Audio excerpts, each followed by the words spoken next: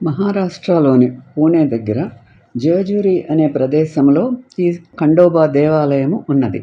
ఈ ఖండోబాని మార్తాండ భైర మల్హరి అని కూడా పిలుస్తారు. దక్కన్ పీఠభూమిలో ప్రధానంగా మానిఫెస్ట్ శివుడిగా పూజించబడే హిందూ దేవుడు. అతను మహారాష్ట్రలో అత్యంత కుల దైవుడు. కొన్ని యోధులు, పశువుల కాపర్లు మరియు బ్రాహ్మణ కులాలకు, అలాగే ఈ ప్రాంతంలోని కొండ అడవులకు చెందిన 7 వేటగాళ్ళు, సంగ్రాహకుల తెగలకు పోషక దేవుడు. ఖండోబా ఆరాధన వైష్ణవ మరియు జైన సంప్రదాయాలతో ముడిపడి ఉంది. కులంతో సంబంధం లేకుండా సారూప్య సమాజాలను కూడా కలిగి ఉంది. ఖండోబా ఇతిహాసాలు సాధారణంగా దేవత మరియు రాక్షసులైన మల్ల మరియు మణి మధ్య సంబంధాన్ని తెలియజేస్తాయి. వీరిద్దరూ అన్నతమ్ములు. ఈ పురాణానికి మూల లిఖిత మూలం మల్హరి మహాత్మ. ఇది బ్రహ్మాండ పురాణంలోని క్షేత్ర కాండవ అధ్యాయం నుండి వచ్చినట్లు చెప్పబడింది, కానీ పురాణం యొక్క ఎడిషన్లలో చేర్చబడలేదు.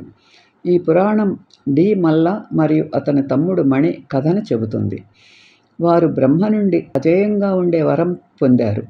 భూమిపై గందరగోళం సృష్టించారు. ఋషులను వేధించారు. ఇంద్రుడు మరియు విష్ణు తమకు సహాయం చేయలేకపోవడాన్ని అంగీకరించిన తర్వాత 7 సాలు రక్షణ కోసం శివుడిని సంప్రదించినప్పుడు, శివుడు దేవతల సైన్యాన్ని నడిపించే నంది ఎద్దుపై స్వారీ చేస్తూ మార్తాండ భైరవ లేదా ఖండోబా రూపంలో కనిపించాడు. మార్తాండ భైరవుని బంగారం మరియు సూర్యుడిలా ప్రకాశించే వ్యక్తిగా, పసుపు రంగుతో కప్పబడిన వ్యక్తిగా అభివర్ణించారు. కాబట్టి అతన్ని హరిద్ర అని కూడా పిలుస్తారు. 3 కళ్ళు కలిగి నుదుటిపై చంద్రవంకతో రాక్షస సైన్యాన్ని దేవతలు వధించారు. మరియు చివరికి ఖండోబా మల్ల మరియు మణిని చంపాడు. మరణిస్తున్నప్పుడు మణి తన తెల్ల గుర్రాన్ని ఖండోబాకు పశ్చాత్తాప చర్యగా పెంచి వరం కోరాడు. ఖండోబా యొక్క ప్రతి మందిరంలో తాను ఉండడం, మానవజాతి బాగుపడడం మరియు అతనికి మేక మాంసం నైవేద్యం ఇవ్వడం వరం లభించింది. ఖండోబా ఒప్పుకొని ఆ వరాన్ని ప్రసాదించాడు. అందువలన అతను దేవతగా రూపాంతరం చెందాడు. మల్ల వరం కావాలా అని దేవత అడిగినప్పుడు ప్రపంచాన్ని మరియు మానవ మాంసాన్ని నాశనం చేయమని అడిగాడు. రాక్షసుడి కోరికతో కోపంగా ఖండోబా అతని శిరచ్ఛేదం చేశాడు. అతని తల ఆలయ తాయర్ల వద్ద పడిపోయింది. అక్కడ అది భక్తుల పాదాలచే తొక్కబడింది. రాక్షసులను చంపిన ఏస్ అయిన ప్రేమపురి వద్ద 2 లింగాలు ఎలా కనిపించాయో పురాణ ఉర్ధర్ వివరిస్తుంది. భక్తులు గొర్రెల కాపరి దేవుడు ఖండోబాకు పసుపు పొడిని నైవేద్యంగా పోస్తారు. ఖండోబాకు 2 భార్యలు, మహల్సా మరియు బనై ఉన్నారు.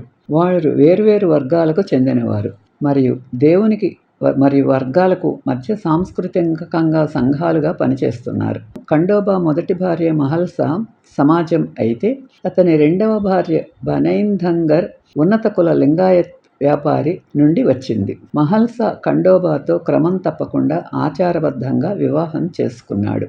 మరోవైపు బనై దేవుడితో ప్రేమ వివాహం చేసుకున్నారు. మహల్సాను అసూయపడేవాడు మరియు మంచి వంటవాడుగా వర్ణించారు. బనై శృంగారభరితమైనవాడు, దృఢ నిశ్చయం కలిగి ఉంటాడు, కానీ వంట చేయటం కూడా తెలియదు. తరచుగా జానపద పాటలు వారి తగాదాల గురించి చెబుతాయి. మహల్సా సంస్కృతి మరియు బనై స్వభావాన్ని సూచిస్తుంది. దేవరాజు ఖండోబా వారి మధ్య నిలుస్తాడు. ఈ వీడియో మీకు నచ్చితే లైక్ చేసి, షేర్ చేసి, సబ్స్క్రైబ్ చేయండి.